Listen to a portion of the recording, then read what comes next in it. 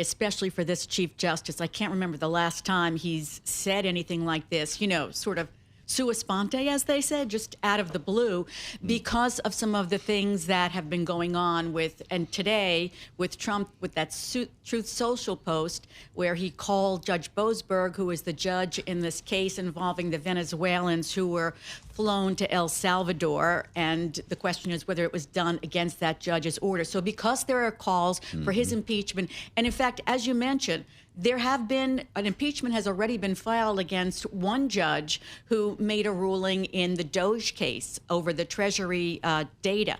And so with more calls for this, I think he's just trying to step out there and say, this is not the way to go. And it's not the way to go. I mean, impeachment, high crimes and misdemeanors, treason, bribery, not giving a bad ruling to the Trump administration. That is not a ground. What you do is you get a bad ruling, you appeal it if you can appeal, if it's the part of the process at that step. The Trump administration is taking the birthright citizenship cases to the Supreme Court. Why are they calling for impeachments at this point? And as you mentioned, Elon Musk has been doing this repeatedly, calling for every bad ruling to be, the judge to be impeached. And that's just not the way it's done. Donald Trump himself taking to Truth Social today, as you referenced this case involving the deportation of suspected Venezuelan gang members. Quote, "This judge, like many of the crooked judges I'm forced to appear for," he writes, "should be impeached." All caps, triple exclamation point. But June, of course, this is what Donald Trump does, right? I mean, did the Chief Justice actually need to say something here? Was there a legal mechanism that was about to lead to their impeachment? Well, I think he wants to nip this in the bud, sort of, because you do have that one impeachment notice being filed, and now you have another GOP representative saying he's going to file for an impeachment of Judge Boasberg, who, by the way, is a well-respected judge, the chief judge, the senior judge on the D.C. Circuit, and he's been on the bench since 2011, really well respected and tough. So it'll be interesting to see what he does in this case with the Venezuelans. But I think, the Chief Justice wanted to make a point of this.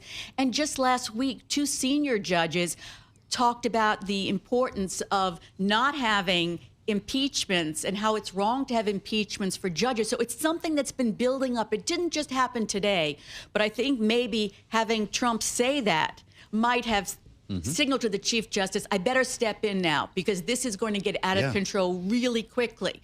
And it's already been a concern. It didn't just happen today. It's been a concern for weeks. The impeachment motion for that judge I mentioned was filed last month. So even though they're not going to be able to get them impeached. I mean, if you couldn't impeach Trump years ago, they're not going to be able to get the votes to impeach them. But just the whole process of putting a judge through that in any respect when it's just about an order, and it's not even final orders, it's preliminary orders that they're saying are so bad that the judges should be impeached. It's just not the way the legal system is supposed to work. And I think the Chief Justice just said, let me stop this right now if I can. Wow.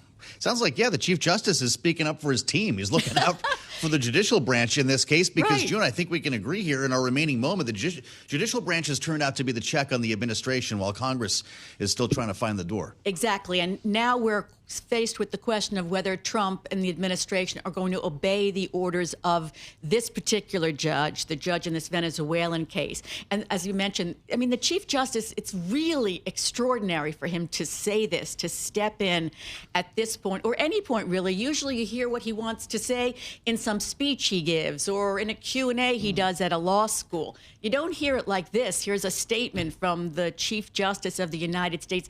It's extraordinary.